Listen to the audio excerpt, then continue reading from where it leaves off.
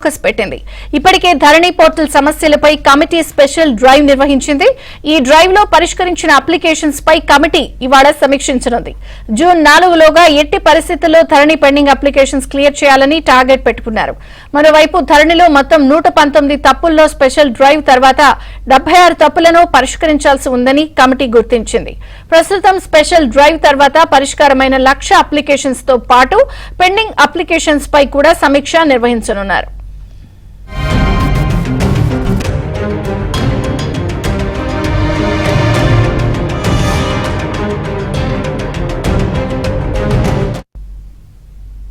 ధరణి portal సమస్యలపై తెలంగాణ ప్రభుత్వం పూర్తి ఫోకస్ పెట్టింది. జూన్ 4వ తేదీలోపు ఎట్టి పరిస్థితుల్లో ఈ సమస్యలన్నిటికీ కూడా స్పెషల్ డ్రైవ్ నిర్వహించి సొల్యూషన్ చూడాలని, పరిష్కారం దిశగా చర్యలు తీసుకునేందుకు అన్ని రంగం సిద్ధం చేసింది. మరిన్ని వివరాలు మా ప్రతినిధి రాజేష్ లైవ్ లో అందిస్తారు. Over to Rajesh.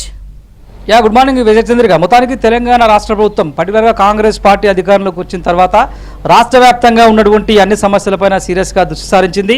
ఇప్పటికే దాదాపు ప్రభుత్వం అధికారంలోకి వచ్చి 4 నెలలు కావాల్సినటువంటి నేపథ్యంలో 2017 అక్టోబర్ 11వ తేదీన అందుబాటులోకి వచ్చినటువంటి ధరణి పోర్టల్ ఏదైతే ఉందో పూర్తి స్థాయిలో ధరణిని ప్రక్షాళన చేయాలని చెప్పేసి కూడా రాష్ట్ర ప్రభుత్వం భావిస్తూ ఉంది. దాదాపు రాష్ట్ర వ్యాప్తంగా ఉన్నటువంటి భూదాని భూములు, అసైన్డ్ భూములు, దేవాదాయ భూములు, లక్షలాది ఎకరాల్లో భూములు అన్యాక్రాంతమైనటువంటి పరిస్థితి కనిపిస్తుంది. చాలా చోట్ల అసలు లబ్ధిదారుల పేరిట ఇతర పేర్లు రావడం, ఇతర పేర్ల పేరిట లబ్ధిదారులకు అన్యాయం జరగడం తదితర ఇష్యూస్ పైన రాష్ట్ర ప్రభుత్వం చాలా సీరియస్గా తీసుకున్న ధరణి కమిటీ ఏర్పాటు చేసింది. 6 సభ్యులతో కూడినటువంటి యొక్క ధరణి సమితి ఇప్పటికే పలుమార్లు సమావేశమైంది. అనేక రిపోర్టులను రాష్ట్ర ప్రభుత్వానికి అందించింది. దాదాపు 119 మాడ్యూల్స్లలో 119లో దాదాపు సగానికి పైగా సమస్యలు ఉన్నట్లు కూడా తెలుస్తుంది. వీటన్నిటిని పరిష్కరించాల్సిన అవసరం ఉందంటూ ఇప్పటికే సీఎం దృష్టికి ఒక నివేదిక ఇచ్చినటువంటి ధరణి కమిటీ ఇవాళ మరోసారి సచివాలయంలో భేటీ అయ్యేటువంటి అవకాశం ఉంటుంది.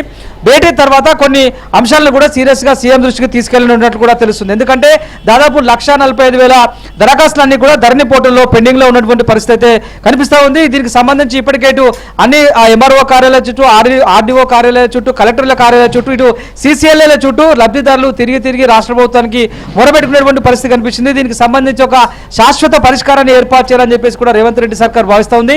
దీనికి సంబంధించి ఇప్పటివరకు పెండింగ్లో ఉన్నటువంటి దాదాపు 1,45,000 పెండింగ్ అంశాలన్నింటినీ కూడా పూర్తి స్థాయిలో పరిష్కరించాలని చెప్పేసి కూడా భావిస్తూ ఉంది. దీనికి సంబంధించి గతంలో ఒక స్పెషల్ డ్రైవ్ నిర్వహించింది. ధరణి కమిటీని ఏర్పాటు చేసిన తర్వాత రాష్ట్ర ప్రభుత్వం ఈ స్పెషల్ డ్రైవ్ నిర్వహించిన తర్వాత పూర్తి స్థాయిలో అప్లికేషన్లపై కూడా సమీక్ష చేసింది.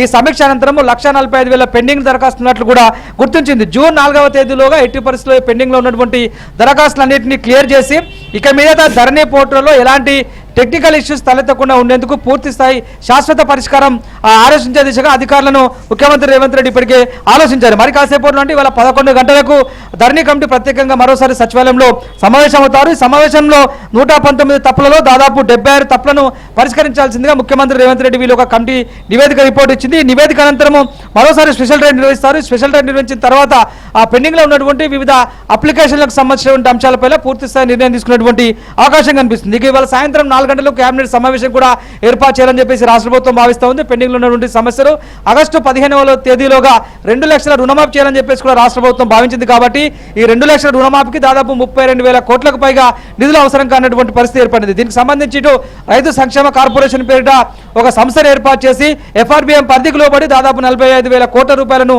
రాష్ట్ర ప్రభుత్వం అప్పులుగా తీసుకొని రైతులకు రుణవిముక్తి చేయాలని చెప్పేసి కూడా భావిస్తూ ఉంది. దీనికి సంబంధించినటువంటి అంశం అంతా కూడా ఇవాళ సాయంత్రం 4 గంటలకు ప్రారంభమయ్యే అవకాశం ఉంటుంది. ఇక దీంతో పాటుగా కాళేశ్వరంలో జరిగినటువంటి అవినీతి అక్రమాలు, అదేవిధంగా బ్యారేజ్ కుంగుబాటు పైన కూడా రాష్ట్ర ప్రభుత్వం ఒక కమిషన్ ఏర్పాటు చేసింది.